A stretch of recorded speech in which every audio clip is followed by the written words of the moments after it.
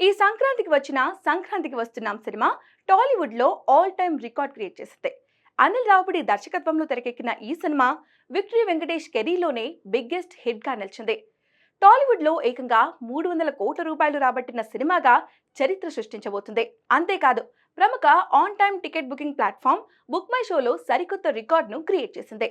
ఈ సినిమాకు ఏకంగా 3.3 మిలియన్ టికెట్ల బుకింగ్స్ జరిగినట్లు బుక్ మై షో వెల్లడించింది.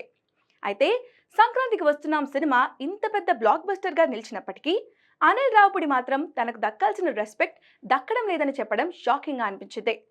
ఇండస్ట్రీలో అడుగుపెట్టి 10 వసంతాలు పూర్తి చేసుకున్న అనిల్ 8 సినిమాలకు దర్శకత్వం వహించి 8 విజయాలను అందుకున్నాడు. దీంతో టాలీవుడ్ లో రాజమౌళి తర్వాత అసలు ఫ్లాప్ ట్రాక్ రికార్డ్ లేని డైరెక్టర్లో తను 2వ స్థానంలో ఉన్నాడు.